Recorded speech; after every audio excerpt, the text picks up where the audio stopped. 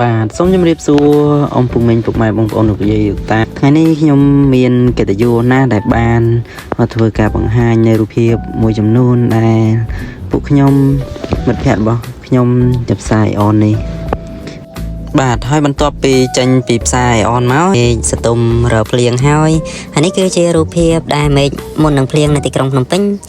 ដែលខ្ញុំបានថតបានរូបភាពគឺស្អាតប្លែកមួយយ៉ាងដែរមេឃរភ្លៀងបែបនេះមើលទៅទិដ្ឋភាពអាគារខ្ពស់ៗពិតជាស្អាតខ្លាំងណាស់ហើយរូបភាពនេះគឺជារូបភាពដែលពួកខ្ញុំជាមិត្តភ័ក្តិ3គ្រួសារនេះបានមកលេងនៅគិរីរម្យភ្នំគិរីរម្យហើយនេះពួកខ្ញុំបានមកដល់ជើងភ្នំហើយឆ្លៀតពេលចុះថតរូបនៅកន្លែងដែលមានទេសភាពស្អាតជាច្រើនសន្លឹកមកដល់ទីនេះគឺបងប្អូនឃើញនៅក្នុងរូបនេះគឺទេសភាពស្អាតណាស់បាទស្អាតមែនទែននេះគឺគ្រួសារមួយហើយនេះគ្រួសារមួយទៀតរៀបចំថតរូបបាទពេលខ្ញុំឈប់ឡានទាញកាមេរ៉ាមកម្នាក់ចង់ថតរូបដូច្នេះក៏ចុះទាំងអស់គ្នាហើយថតរូបបានថតគឺសប្បាយតែម្ដងឥឡូវសប្បាយហើយគាត់ចេញស្ទាយមិត្តភក្តិខ្ញុំគាត់ចេញស្ទាយណោះស្ទាយសង្ហាណាបាទសង្ហាអាចដាក់ពាក្យបានអាចដាក់ពាក្យមើលរូបភាពបានប៉ុន្តែដាក់ពាក្យអីផ្សេងបានសង្ហាបានស្អាតមែនតើហើយពីរនាក់នេះគឺជាមិត្តភក្តិនឹងគ្នាដែរនេះមិត្តភក្តិពួកគាត់គឺ3នាក់បានគឺ3នាក់ហ្នឹងហើយស្អាតប្រកែក្នុងការបញ្ចេញស្ទាយហើយខ្ញុំអ្នកថតរូបនេះគឺអត់សូវចេះថតទេថតបានប៉ុណ្នេះសម្រាប់ខ្លួនឯងមានមោទនភាពថតរូបហើយចេញមកស្អាតបែបនេះហើយនេះគឺនៅជើងភ្នំឡើយទេយើងចូលពីច្រកចូលខាងមុខមកបន្តិចណាឃើញកន្លែងស្អាតឃើញទេសភាពស្អាតនេះក៏មានចំណាប់អារម្មណ៍ឈប់មួយផ្លែតដើម្បីថតរូបសិនហើយថតរូបនេះក៏មិនមែនថតតិចដែរគឺថតច្រើនស្លឹកណាច្រើនខ្លាំងហើយវីដេអូនេះខ្ញុំធ្វើនេះគឺធ្វើឡើងដើម្បីបង្ហាញក្នុងការរូបភាពដែលពួកយើងបានថតជាមួយកូន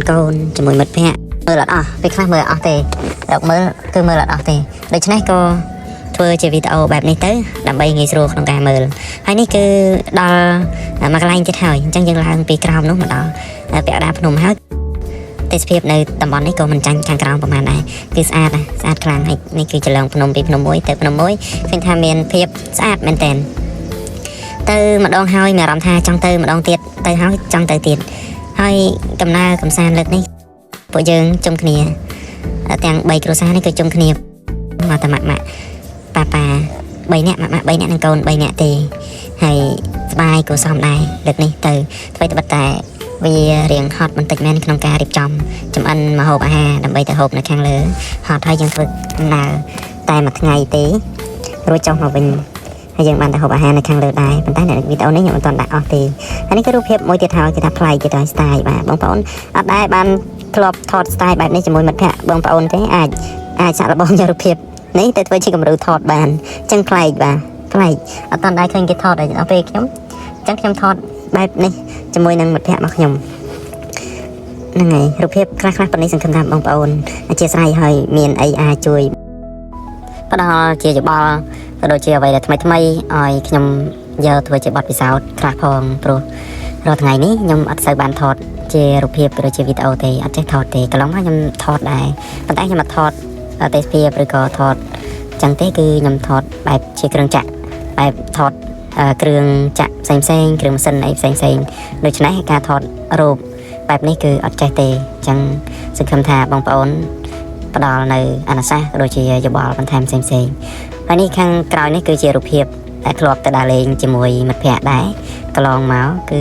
ស្ទាយវិញក៏ប្លែកដែរបាទដូចខាងនេះចឹងយើងដើរលេងកាលពីឆ្នាំ2023ម៉េចនេះគឺស្ទាយក៏ប្លែកអញ្ចឹងប្លែកមួយចំនួនហើយក៏នៅខាងកម្រឃើញគេធ្វើជាស្ទាយបែបនេះក៏យកវាមកភ្ជាប់នឹងវីដេអូដែលខ្ញុំបានបង្ហាញនៅខាងដើមហ្នឹងតែថតរូបបែបហ្នឹងបងរំម្នាក់នោះពីអ្នកកូនមកគាត់នឹងស្ទាយនេះស្ទាយនៅឆ្នេរសមុទ្របាទសូមអរគុណបាទហើយរូបភាពគឺអស់ត្រឹមនេះសិនស្លេះត្រឹមនេះសិននឹងមានជូននៅពេលក្រោយទៀតហើយជាចុងក្រោយនេះក៏សូមថ្លែងអំណរគុណដល់អ៊ំពុំមីងបងប្អូនក៏ដូចជាប្រិយមិត្តភ័ក្តិដែលបានទស្សនានៅរូបភាពរបស់យើងខ្ញុំដែលបានបង្ហាញឱកាសនេះហើយសូមគោរពជូនពរឲ្យបងប្អូនអ៊ំពុំមីងជួបប្រទះតែសេចក្តីសុខសេចក្តីចម្រើននិងពុទ្ធពរទាំង4ប្រការគឺអាយុវណ្ណៈសុខៈពលៈកំបីគ្រៀងឃ្លាតឡើយសូមសន្យាថានឹងជួបគ្នានៅវីដេអូក្រោយបន្តទៀតបាទសូមអរគុណសូមជម្រាបលារកអីក៏ព្រើចេញចានដូចថាគេព្រើ